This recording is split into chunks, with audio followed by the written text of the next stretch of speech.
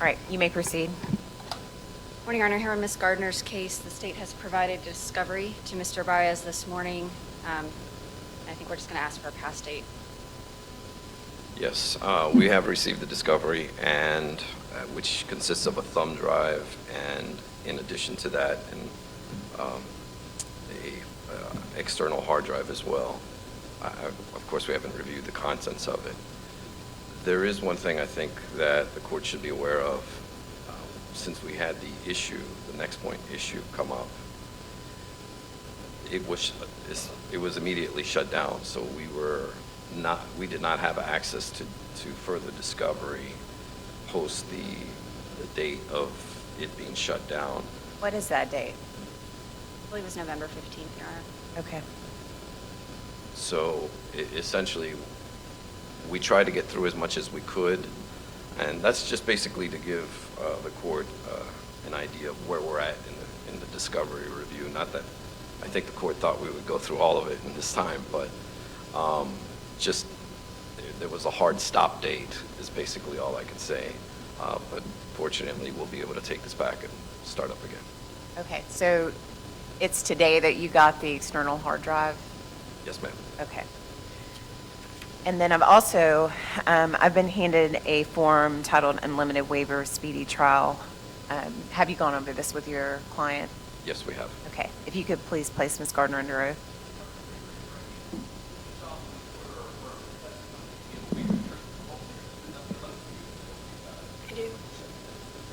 I do. All right, thank you. Good morning. Morning. I've been handed a form that's titled Unlimited Waiver Speedy Trial. Have you gone over this form with your attorney?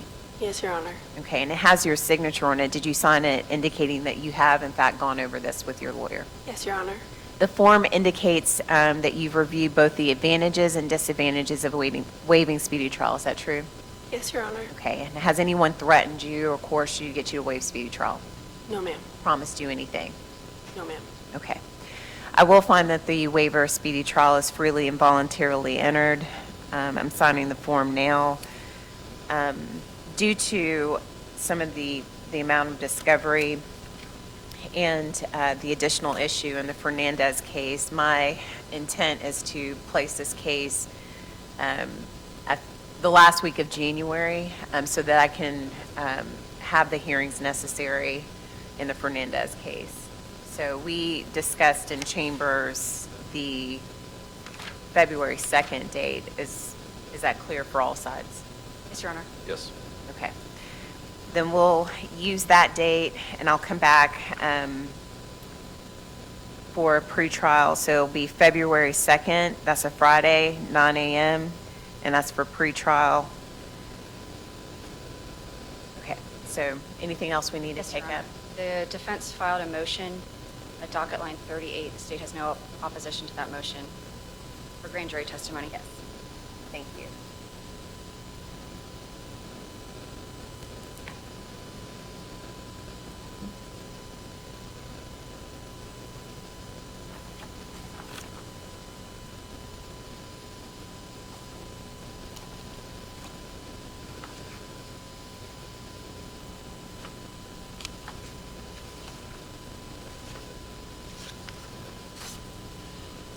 All right, based on the motion and it's unopposed, the court is going to sign the order granting the defendant's motion to disclose grand jury testimony.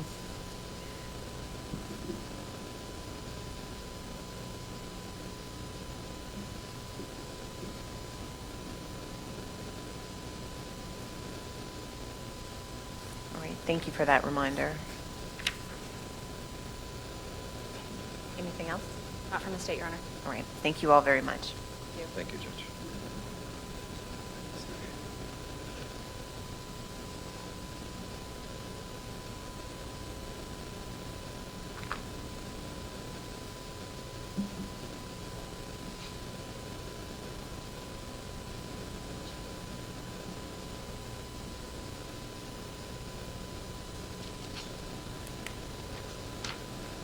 Number 9, Mario Fernandez Saldana. Good morning, Your Honor. Good morning.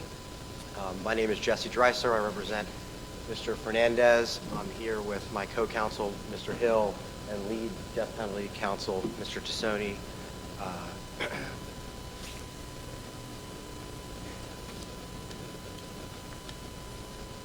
From a housekeeping perspective, we also, given the next point issues, we brought the state this morning a 10 terabyte external drive so that they could download as much as 10 terabytes of data that they can onto that hard drive so that we don't need to use Next Point anymore.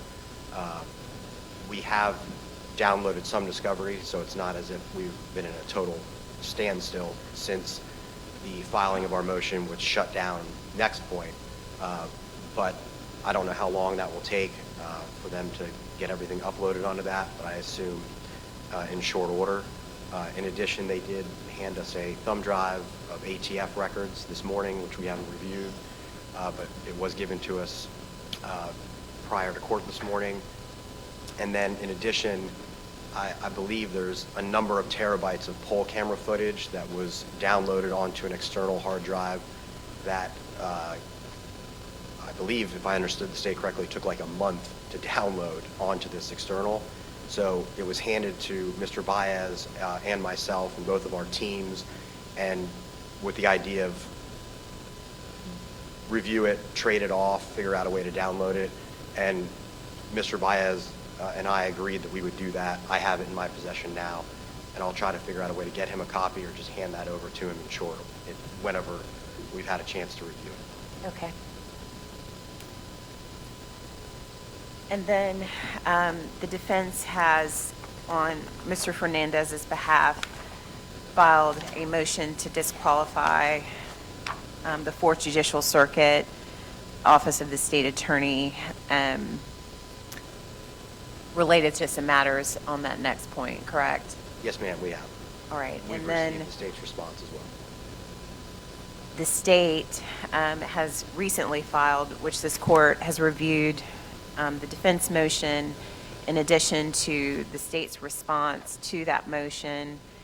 And if you all, my understanding is there is an agreement related to a number of the emails that the state is conceding that that would be attorney-client privilege. Yes, Your Honor. In our written response and conversations with Mr. Dreiser and Your Honor in chambers, there are emails he's referenced. We concede those are attorney-client privileged emails. The state has not reviewed them. Law enforcement has not reviewed them. I provided Mr. Dreiser this morning with reports from Next Point showing that those emails were never read, opened, or accessed by anyone from the state attorney's office or law enforcement. Additionally, I provided him a report from the Jacksonville Sheriff's Office Computer Forensics Investigation Unit. They did a forensic examination of the Jacksonville Beach Police Department computer. That report also indicates that the email folder that contains those privileged documents was never opened, accessed, or read by anyone in law enforcement or the state attorney's office. You can see they're privileged. Our position is we did not read them. All right. But there's one contested document, correct? Or one contested document that the defense is saying it was attached to an email, correct? Yes, but to respond, they may have provided that information to us this morning. We haven't reviewed any of that.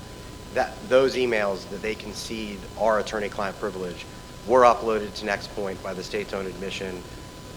They have been able to be accessed at a minimum by anyone at Next Point, by law enforcement, and by the state attorney's office. I'm not prepared to respond today as to whether anyone saw it or didn't see it. I don't know that. But to answer your question, yes, there's one document that they intend on using that they've read and they've reviewed, and the court and defense and the state discussed in chambers this morning, and I think that's what is really the crux of what the next step is going to be, Your Honor. Okay. So you're going to take time to review what they've given you this morning? Yes, and then I would like to come back in short order, perhaps next week, and respond to what we discussed previously as to whether or not an independent or neutral magistrate appointed by the chief judge should have a hearing as to whether the one document they do intend on using is a privileged and work product communication. Okay. And so, and just for the record, I want to put this court's reasoning on the record so the court offered, and Mr. Fernandez, you should know, okay, that this court takes the privilege that you have between your attorneys extremely seriously, all right? That is a veil that cannot ever be lifted unless and until you decide, okay? So this is the offer that I have told both the state and your lawyers, and I'm telling you directly that the offer from this court is a layered approach to shield this court from any information that I am not entitled to.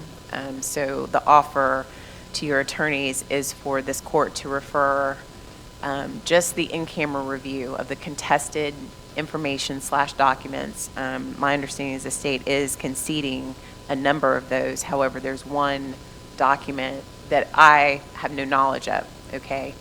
I can keep it that way by having the chief judge appoint a independent circuit judge to conduct the in-camera hearing the way in which that judge would see fit.